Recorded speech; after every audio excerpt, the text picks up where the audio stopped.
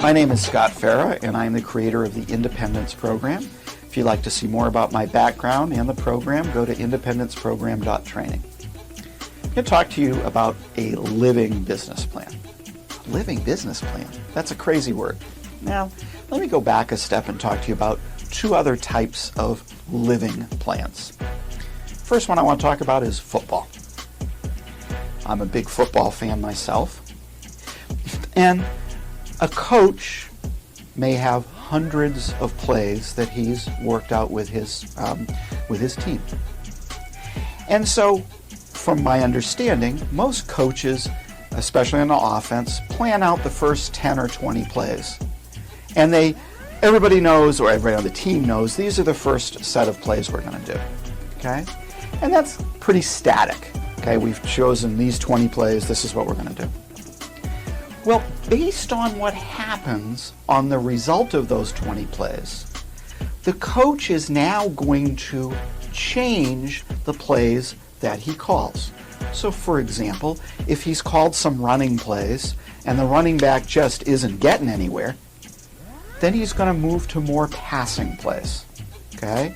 And so his plan is living. It's going to change throughout the game as a function of what the other team is doing. I'll give you another example of a living plan. An army. Okay? Well, and I don't know who made this quote, but it's famous. You know, no plan survives the first few minutes of battle. Okay? A simple example of a living plan. Napoleon. There was a battle that he was fighting, and his army was on top of a hill. Okay? And the army below him was larger by a significant amount. And so Napoleon had his plan in place, and this was the night before he put his plan together. Well, when they woke up, there was this heavy fog, completely unplanned. Napoleon had no way there was going to be fog. So what did he do? He changed his plan. It was a living plan. He left a small group of soldiers at the top of the hill and told them to make a lot of noise as if they were a whole big army. And remember, the other army couldn't see them because of the fog, and they weren't going to try and attack in the fog. So this small group of men is making a noise like a big army up on top of the hill. Napoleon, meanwhile, takes the army, they sneak down the back side of the hill, they go around, and they attack the enemy army from behind, and he had a great victory. Why? He had a living plan. All right, let's talk about business. What you need, what every business owner needs, is a business plan.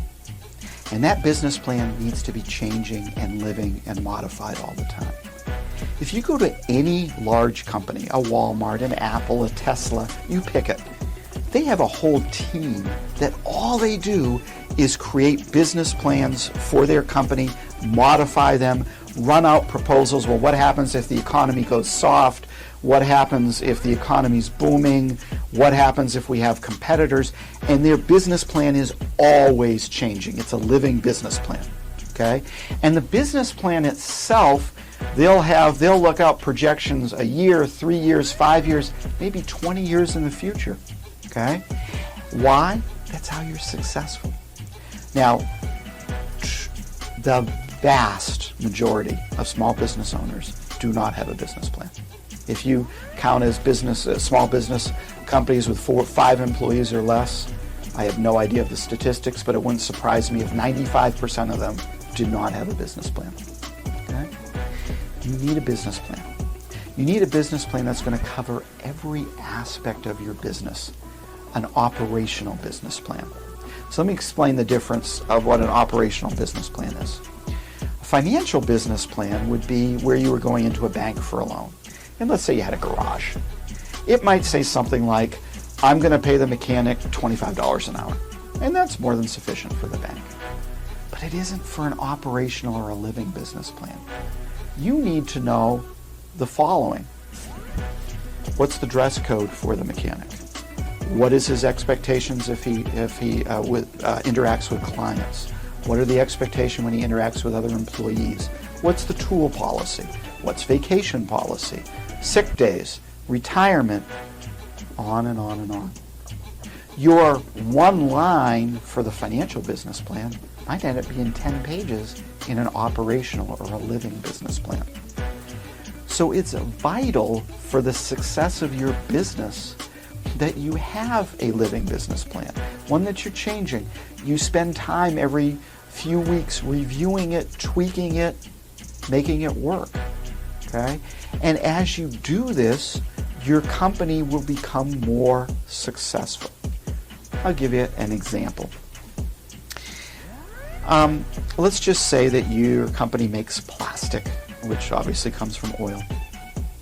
So if you're a living business plan person, you're going to be checking things that are going on. For example, you might read the Wall Street Journal, okay? You're going to watch macroeconomic, you're going to watch the news.